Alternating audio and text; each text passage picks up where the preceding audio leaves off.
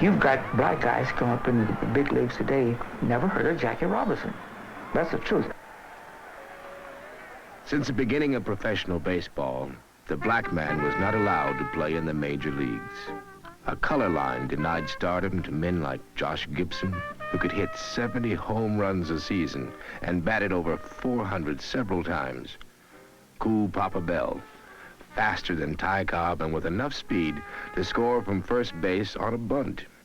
And Satchel Paige, who pitched over 100 no-hit, no-run games in a career that spanned 3 decades. These men scratched out a living playing professional baseball on teams like the New York Black Yankees, the New York Cubans, the Newark Eagles, the Philadelphia Stars, the Homestead Grays, the Pittsburgh Crawfords, the Chicago American Giants, the Baltimore Light Giants, the Cleveland Buckeyes, Birmingham Black Bears, Memphis Red Sox, the Kansas City Monarchs. Black baseball talent was never wasted. It blossomed in Negro leagues.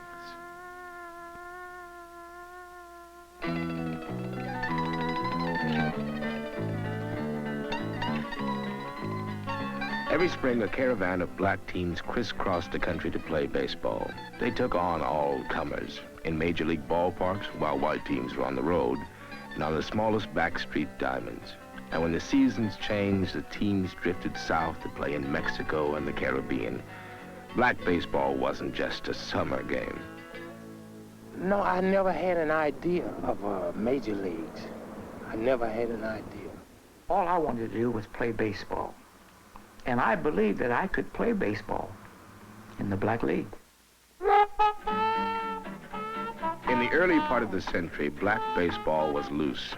There was no organization. Barnstorming teams often folded on the road if they couldn't make meal money.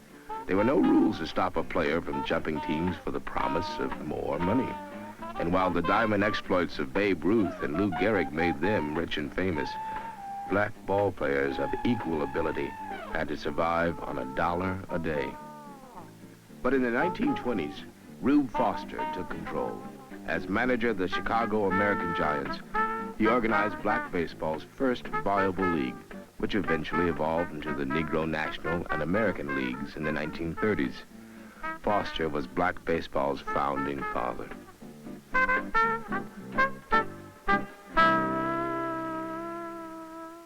they were all super teams. There were no just bunch of boys just gotten together to throw a ball or swing a bat. They were really magnificent ball clubs. Effa Manley's life was black baseball. Her husband Abe was a gambler, a hustler, who owned the Newark Eagles in the 1930s and 40s. Mrs. Manley took an active part in team business, often telling the field manager who to pitch on a particular day. There's no question it was an accepted fact that Negroes just were discriminated against down, particularly in the South. And I think everybody just took it in stride. They just didn't let it affect them one way or the other. Thank God we had the Negro Leagues, or the Black League as you call them. Then they were the Negro Leagues. Thank God we had the Negro Leagues then to give guys like me a chance. It was a sort of a training ground. It was, in fact, all we had. In 1944, Don Newcomb began his baseball career as a 17-year-old pitcher with Effa Manley's Newark Eagles. Newcomb later became one of the first black ball players to play in the major leagues. That's why I never went to a Major League game. Major League Baseball didn't interest me because we had nobody there to look up to. I never had an idol in baseball. Never had an idol until Jackie Robinson came along, Roy Campanella. Now that's the strangest thing to say, but I never heard a Negro ball player in those days talk about playing in the major leagues because we always played them at the end of the season. They made up all-star teams and some of them intact, and we always beat them. The records will show that. We beat them always a majority of the games. David Malarcher, Gentleman Dave, played for the Indianapolis ABCs and Rube Foster's Chicago American Giants in the 1920s. He was one of the best infielders of all time, and later one of the game's cagiest managers. I never sat in any but one place during all of my managerial career. I never stood up on the field. I never moved my seat. I never went any place during a ball game except in that one spot where every player could find me on the field. So And I directed every play. The big event every year in black baseball was the East-West All-Star Game, which began in 1933 at Comiskey Park in Chicago. That was the same year the major leagues held their first All-Star Game, also at Comiskey Park. The East-West game attracted large crowds that came to see black baseball's best. The game proved that great baseball talent, despite phantom status, did exist in the Negro leagues. Oh, we had men about 100 could have made the big league for that's concerned. About 100, not about a for twos or threes. About 100 could. They had a lot of Satchel Paiges out there. Men could throw the ball hard as me. Many say that he is the greatest pitcher that ever played the game. Satchel Paige is a living legend. He dominated black baseball in the 1930s and the 40s. Satchel pitched in more than 2,000 ball games, give or take a few hundred. But he still had to wait until he was 42 years old to become the Major League's oldest rookie in 1948. And anybody ever seen me throw, they tell you I could throw pretty straight. I couldn't. I came up from down in Mobile when I was throwing rocks like you heard them say. I could throw rocks straight, 'cause I used to kill birds with rocks. There's no maybe so about it. Their baseball skills were magnificent, but the life was gritty. An endless chain of dirt roads, colored hotels, and beaneries. Negro baseball, like all of black existence at the time, was relegated into its own isolated world. I don't like to talk to people about my baseball days because they were weird so far as you youngsters are concerned. And you can't believe that some of the playing conditions that we had to go through. Ted Paige, a lanky left-handed outfielder, was one of black baseball's quickest base runners in the 1930s. He is best known as a member of the New York Black Yankees and the Pittsburgh Crawfords. You asked me about traveling, and I'll tell you, yeah, we ride all night. But that doesn't explain that. That don't really explain what the problem that we had. We ride all night. So what? You ride all night. A lot of people ride all night. But this, you can't gather really what the problem we had or how tough it was. And to us, it wasn't tough. I mean, it was part of our life. We couldn't stay in good hotels, you know.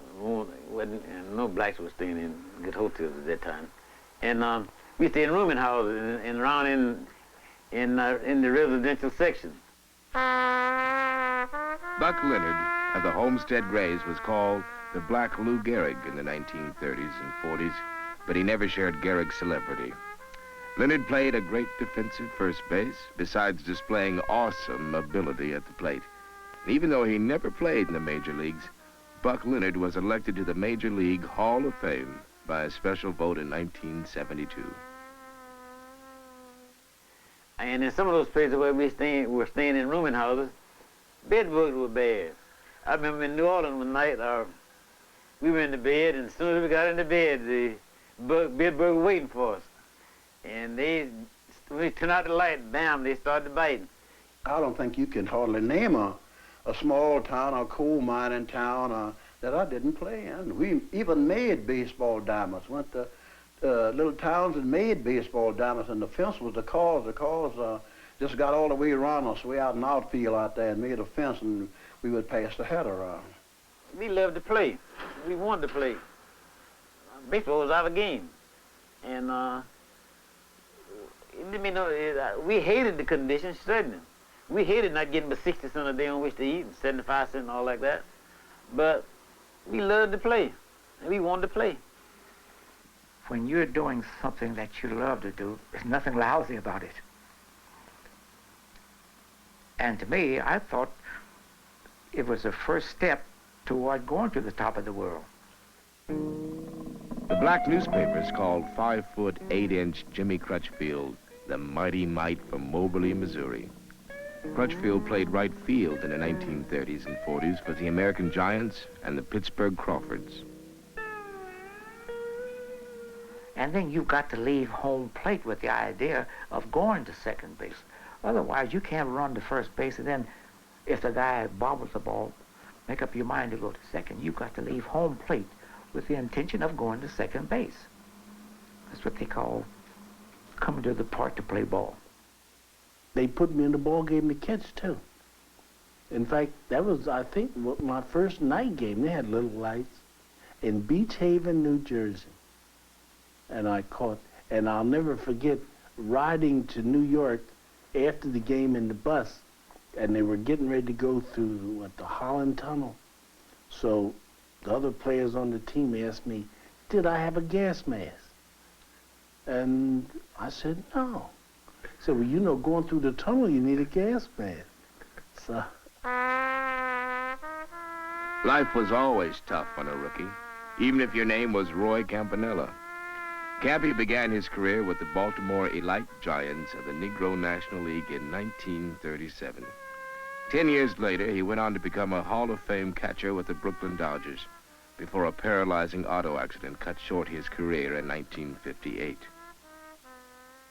I was 15 now. So then at the hotel, that Saturday morning when I got up, the general manager of the team, McGowan, asked me, did I make up my bed? I said, no. He said, well, you'll leave a bad reputation for the team. You got to go upstairs and make your bed up. So I got the elevator, and upstairs I went and made my bed up. I come back down. So he said, look, I have a bucket here. Go downstairs and get me a bucket of steam. So I said, okay. So on my way, I said, how am I going to get a bucket of steam? And that's when I started to realize these guys was pulling something on me. One other thing, too, you know, they used to dust us off a lot, you know, throw the ball out of our face, the head, or anywhere, see. And we had that to think about. And at that time, we weren't wearing any helmets. And then neither were they putting pitchers out of the ball game for throwing after you all finding them. And we had to learn how to duck as well as hit. So that put some mess on your mind, see. Yeah, I think I punched a guy once. I punched a ball player one time. And by the way, it was down in Long Island I was playing. I punched the ball player, played first base when I went down. Instead of him tagging the bag this way, he stuck his foot out and I went over him. And I tripped over him, and I come back to the bag and racked him up. There will be nobody fighting on this ball club. I said, we're going to be friends, we're going to be brothers. That was the first lecture that I gave them, and I was made manager. And I said, the first thing, there'll be no dissension to cause anybody to want to fight each other. And I said, the first man that strikes the first blow is fired. Then he'll never play baseball on the American Giants or on any other team in the league. If he starts a fight or anything, I said, we're going to be brothers. And it was just that way. Black ball players shared a camaraderie that was common among athletes, and the black leagues represented a special fraternity for those who were blessed with baseball ability, but forced to live behind the color line. There is one man's story that stands out as a symbol of all hidden baseball genius that developed behind that color line. His name was Josh Gibson, and he was a baseball artist. He was the game's greatest hitter, better than Babe Ruth. His tape measure homers often exceeded 500 feet. His home run production soared to 60 and 70 a season. Josh Gibson's life is a story of a man born too soon. His abilities eroded before he ever got a chance to play in the major leagues. From 1930 to 1946, Josh found an identity in baseball. He was born to play the game. Josh was one of the greatest hitters of all time. If only people could have seen Josh hit the baseball.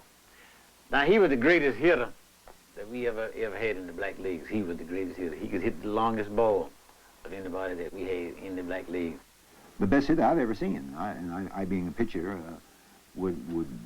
should be reluctant to say that, but he is, and he was the best hitter I've ever seen. I've seen Ted Williams, Sam Musial, Willie Mays, and Henry Aaron. I've never seen a hitter like Josh Gibson, because you could fool Josh Gibson with the pitch, and he could be swinging the bat, and his momentum would make one hand fly up the bat. With one hand, he could hit a home run, hit the ball right center field, hit a home run. And I've seen it happen many times. It happened against me. He could hit and throw and run. Yes, sir. First time I saw Josh was in 1944. Well, he was an outstanding star. He was an outstanding star. And I'm a young third baseman in the league, and we playing him in Washington, D.C. And I don't know Josh from nobody else. I just hear the guys saying to Josh, I'm with the Birmingham Black Band. Sam Hairston, now a White Sox farm instructor, remembers the first time he got a good look at Gibson. Bunt signal was in order, you know, and Josh was up. So I don't know Josh from nobody else. So I breaks in for the bunt, and Josh don't swing. He hollered over to the manager. He said, hey, what y'all trying to do, get this guy killed? And the manager looked and saw me. He said, time, get back, way on the edge of the grass. And I got back on the edge of the grass, and Josh swung. And the ball, I did like this, and the ball went right across my chest, a one-hopper to the left field. Right across. If I had been in, I'd have got killed. As a youngster, coming along and being able to play against a guy like Josh Gibson, I looked up to him, and always will. Oh, man, he is awesome. I remember one year in Mexico, we were playing, and we had a Mexican fella pitching for us, and I told him, we get together, you know, we talk about the hitters in the clubhouse, just like anything, and I said, now, this guy, you got to pitch way from him, down. We keep the ball down on him all the time. Keep the ball down. I said, don't get it up, because if you do, he can hurt you. So, Quincy Trouppe was a solid hitting catcher and a manager in the Negro Leagues for the Cleveland Buckeyes. And for 15 years, he told pitchers what not to throw to Gibson. so he wanted to throw the curveball. And in center field was 450. I got the picture in my scrapbook, shows you center field 450. Behind that is about far from here, almost across the street over there, and a Coca-Cola sign. That's where he hit it, off of this guy. And he had to know that he would have been a superstar in Major League Baseball. He had to realize that himself. He didn't do too much talking about what he's going to do. He wasn't the braggart type of kid, you know. You find guys who will say, I'm what they're going to do long before they ever did it, and maybe they never make it. But not Josh. He wasn't that type. He went to Mexico and played. And when Josh come back, he took sick. And I talked to him a lot in Washington. But I never could find out exactly what went wrong with Josh. He got to be alcoholic and all of that. I think he just drank and that's probably what happened.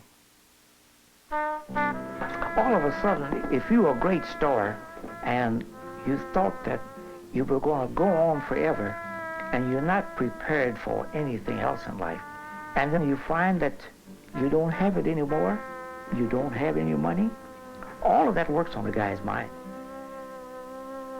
Josh Gibson died of a stroke in the winter of 1946. He was 35 years old. The color line collapsed in that same year. Branch Rickey, owner of the Brooklyn Dodgers, signed a second-string infielder named Jackie Robinson from the Kansas City Monarchs.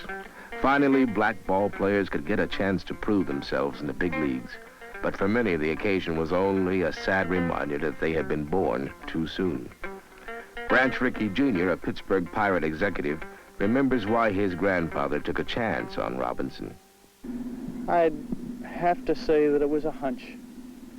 Robinson had the college education. He had the exposure to the military.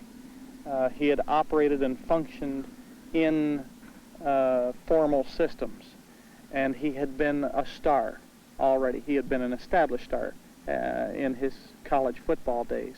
And then I think Grandpa was in his personal interview with him. He was just so impressed with him as a person. I'm so sure about that it was not just that he wanted a colored man at the time. He picked Jackie Robinson because Jackie Robinson was a college man. He knew he had nice, good contact. But the thing that I'm sure made them decide to put Negroes in the major leagues was money. I would think that Jackie was an ideal man, because I can think of some of the guys that wouldn't have done as well mentally, because I can think of some guys that would not have taken the abuse that Jackie took. I know Jackie was the right guy. And I would say 1,000 times I'm glad it wasn't none of me, because I couldn't have took it. I know good and well I couldn't have took it. We had to. We had to endure the uncomfortable things that came into our lives, because, man, we had a job to do. And Jackie was the father. He was the father of the whole program. And what he did and what Roy Campanella did and what Don Newcomb did was predicated upon our abilities as men to do the job that Branch Rickey had put his life and reputation on the line to do. And we had to take it. Branch Rickey had more to offer those 16 prejudice owners than just a little black boy. He had all those 50,000 black fans. So that's what put him in the major leagues. And as soon as that happened, what happened? The major leagues went after all of the ball players. They raided all the Negro teams to get the ball players that they knew were able to play Major League Baseball. The day that Mr. Rickey took those boys, the fans all deserted us to go see the Negro players on the white teams.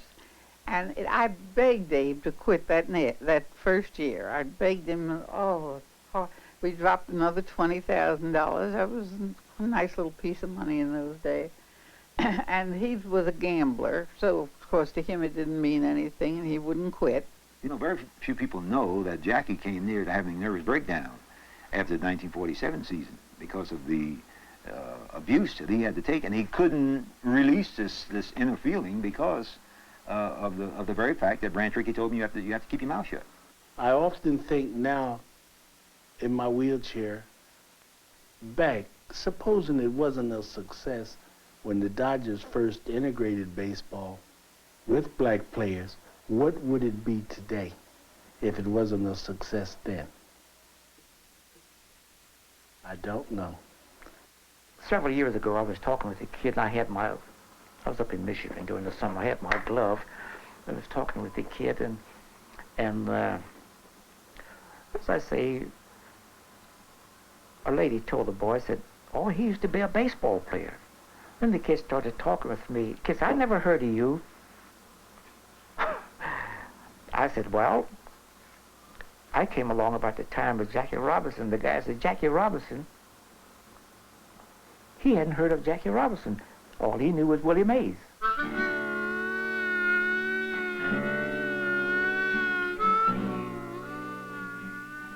Suffering from the depletion of talent, the Negro Leagues died in the early 1960s. Like Josh Gibson, its demise went as unnoticed as its heyday.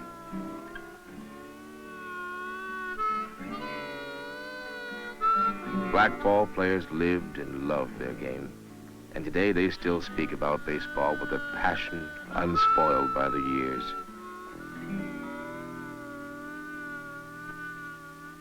Of course, that's the Homestead Grays, and that's my number, 32. Now, this is a flannel uniform, and it's hot as the devil during the summer.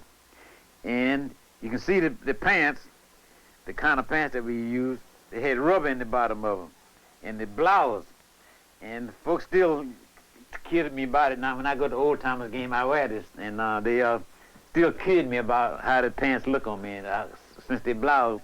Listen, if I had them to live over again, I would do it.